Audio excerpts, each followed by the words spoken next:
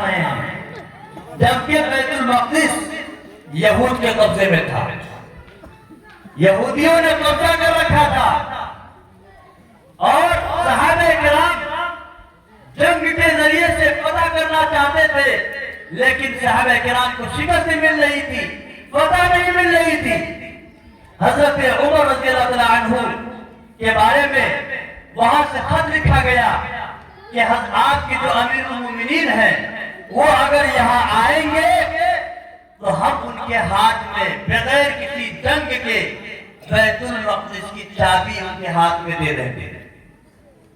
तो अमीरुल मोमिनीन हज़रत उमर रज़ियल्लाहु अन्हु बैतुल मक़दिस जाने के लिए अपनी तैयारी शुरू कर दी। जब जाने लगे तो बाद सहाबा किराम ने हज़रत उमर से फरमाइश की कि अमीरुल मोमिनीन आप हमारे खलीफा हैं, आप मुसलमानों के अमीर हैं, वक्त के हाकिम और बादशाह हैं, इन फटे पुराने कपड़ों में आप वहां जाएंगे तो लोग क्या कहेंगे। हजरत उमर के कपड़ों पर कई सारे पैबंद लगे हुए थे, कई सारे पैबंद लगे हुए थे, जोड़।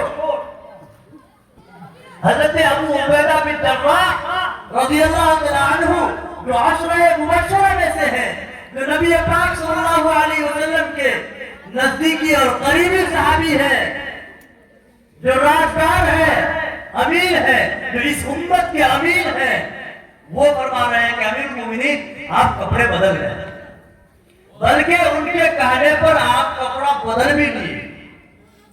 लेकिन हजरत उमर रज़ियल्लाहु अन्हु के दिल ने गवाही दी कि नहीं, मेरे नबी तो फटे पुराने पहन कर जिंदगी गुजार के चले जावे और मैं अच्छा लिबास पहन के जिंदगी गुजार। चुनांचे हजरत उमर ने वो नया लिबास, वो हाकिमाना लिबास उतार दिया, कोई फटा पुराना कपड़ा पहनकर आप बैतुल मक़दिस के सफर के लिए रवाना हो गए और साथ में अपने गुलाम को ले लिया। एक ऊंट, आज का बादशाह अगर कहीं का रुख करेगा तो उनके सामने कितनी गाड़ियां होंगी, गाड़ियों की गिनती नहीं होगी और हटो बच्चों का शोर होगा और महीनों पहले से तैयारियां होगी, रास्ता खाली किया जाएगा, क्या क्या कुछ होगा। लेकिन हजरत उमर रज़ियल्लाहु अन्हु जो अकेले तमाम अरब के बादशाह थे, तमाम इस्लामी ममालिक के बादशाह थे, मक्का के, मदीना के, शाम के और अम्मान के, कैसर किसरा के, इराक के, ईरान के, कई लाख मुरब्बा मील के आप बादशाह थे। एक ऊंट और एक गुलाम को साथ में लेकर बैतुल मक़दिस का सफर कर रहे हैं और रास्ते में अपने गुलाम के साथ में बारी मुकर्रर करते हैं कि चंद किलोमीटर गुलाम ऊंट पर बैठेगा और चंद किलोमीटर पर मैं ऊंट पर बैठूंगा, वो पैदल चलेगा। ये बारी मुकर्रर होती है। मेरे दोस्तों, मंजिल से आगे बढ़कर मंजिल तलाश कर, मंजिल से आगे बढ़कर मंजिल तलाश कर, मिल जाए दरिया तो समुंदर तलाश कर। ईमान तेरा लुट गया राजन के हाथों से, ईमान तेरा लुट गया राजन के हाथों से, ईमान तेरा बचा ले वो रहबर तलाश कर।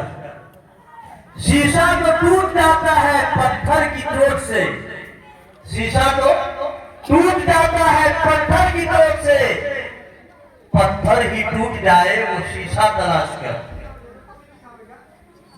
करे गुलाम, करे सवार ऊंट पे, करे सवार ऊंट पे अपने गुलाम को, ये सुनाना चाह रहा था मैं।